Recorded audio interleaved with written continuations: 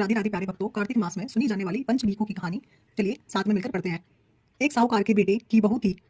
वह कार्तिक के महीने में सुबह जल्दी उठकर गंगा जी नहाने जाती थी। वह पराये पुरुष का मुंह नहीं देखती थी। राजा का लड़का भी गंगा जी नहाने जाता था।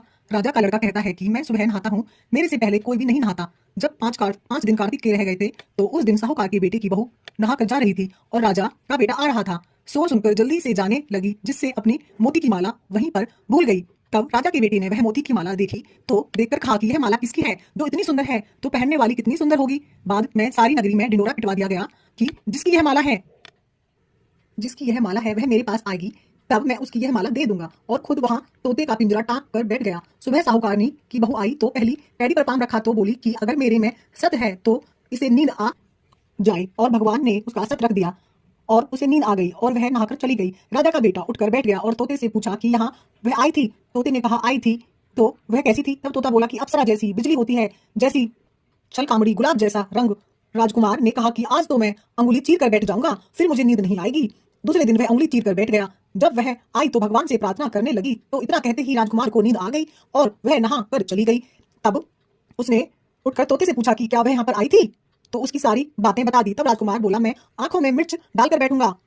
रात को मिर्च डालकर बैठ गया और वह आई और प्रार्थना करी, जिससे राजकुमार को नींद आ गई और वो नहाकर चली गई। तब राजकुमार ने तोते से पूछा कि आई थी, तो उसने कहा आई थी। फिर उसने कहा आज कहाँ, आज तो बिना बिस्तर के बैठूंगा।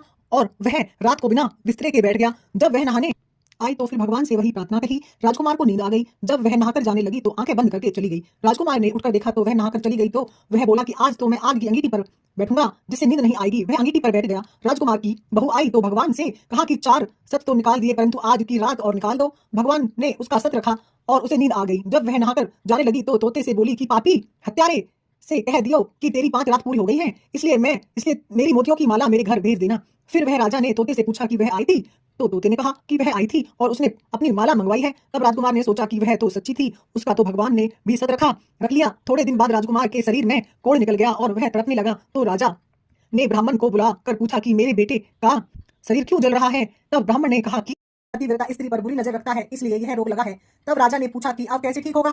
तब ब्राह्मण ने कहा कि उस साहूकार की बहू को धर्म की बहन बना ले और उसके नहाए हुए जल से नहाए तो उसका कोढ़ ठीक हो जाएगा। राजा उसकी माला लेकर घर गया और साहूकार से कहा कि यह माला आपकी बहू की है और उसके नहाए हुए जल से मेरे बेटे को नहला दो। तो साहूकार ने कहा कि वह तो पराये पुरुष का मुंह भी नहीं देखती, इस नाली के नीचे राजकुमार को बिठा देना, जब वह नहाएगी तो ऊपर से वह पानी गिर जाएगा।